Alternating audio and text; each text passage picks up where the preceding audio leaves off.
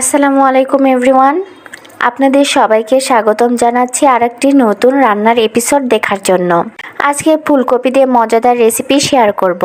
আমরা বেশিরভাগ ফুলকপি মাছ দিয়ে রান্না করে থাকি, কিন্তু মাছ ছাড়া ফুলকপি খেতে এত মজার হয়, এভাবে রান্না না করলে কখনোই বুঝবেন না। চলুন মূল রেসিপিতে যাওয়া যাক। প্রথমে ফুলকপি হালকা করে সিদ্ধ করে নিব। তার জন্য কড়াইতে পর্যাপ্ত পরিমাণ পানি দিয়ে দিয়েছি। পানি কিছুটা গরম হয়েছে, এবার ফুলকপির টুকরো পানিতে দিয়ে দিব।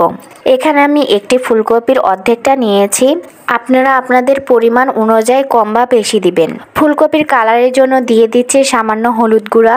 ফুলকপি বেশি সিদ্ধ করে নিব না, শুধু একটি মাত্র বলক চলে আসলেই ফুলকপি পানি থেকে উঠিয়ে নিব।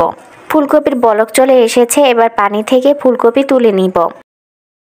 সব ফুলকপি উঠে নেওয়া হয়ে গিয়েছে, এবার কড়াইটি পরিষ্কার করে নিব। আর একই কড়াইতে আবার দিয়ে দিচ্ছি একটি বড় সাইজের টমেটো, 3টি লাল কাঁচামরিচ, অবশ্যই লাল কাঁচামরিচ দিতে হবে, তাহলে সুন্দর একটি কালার আসবে। দিয়ে দিয়েছি 4টি পেঁয়াজ আর একটি রসুনের কোয়া। একটু পানি দিয়ে সবকিছু ভালো করে সিদ্ধ করে নিব। সবকিছু সিদ্ধ হয়ে গিয়েছে, এবার উঠিয়ে নিব আর টমেটোর উপরের খোসা ছাড়িয়ে ঠান্ডা করে ব্লেন্ড করে নিব।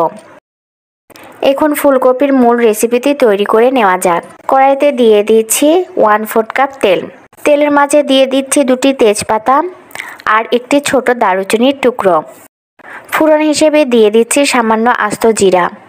জিরা ভেজে তেলের উপরে উঠে আসলে দিয়ে দিব ব্লেন্ড করা মশলাগুলো। মশলা কষিয়ে নিব। এখন দিয়ে দিচ্ছি 1/4 চা চামচ লাল মরিচের গুঁড়া, স্বাদ মতো লবণ দিয়ে দিচ্ছি, 1/4 চা চামচ হলুদ গুঁড়া দিয়ে দিচ্ছি। সব কিছু ভালো করে মিশিয়ে নিব। দিয়ে দিচ্ছি 1/2 চা চামচ জিরা বাটা। জিরা বাটার পরিবর্তে জিরা গুঁড়া দিতে পারেন।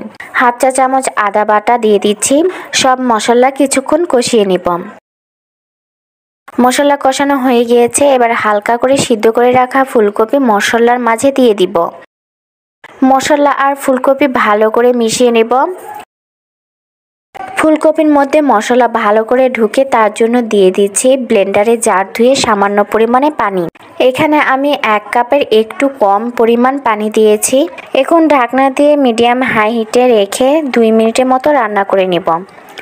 2 মিনিট পর ঢাকনা খুলছি। পানিটা কিছুটা কমে গিয়েছে আর ঝোলটাও গাঢ় হয়ে গিয়েছে। এখন ধনিয়া পাতা দিয়ে চুলা থেকে নামিয়ে নিব। আপনারা চাইলে ভুনা করে রান্না করে নিতে পারেন, কিন্তু আমি কিছুটা ঝোল রেখে নামিয়ে নিচ্ছি। আপনারা যদি এভাবে ফুলকপি মাছ ছাড়াই রান্না করে দেখবেন, গরম ভাত ও রুটির সাথে খেতে খুব ভালো লাগবে। আজ এই পর্যন্ত। আপনারা সবাই ভালো থাকবেন, সুস্থ থাকবেন, আর অবশ্যই আমার রেসিপিটি ভালো লাগলে অবশ্যই আমার চ্যানেলটি এবং পেজটি সাবস্ক্রাইব করতে ভুলবেন না। আল্লাহ হাফেজ।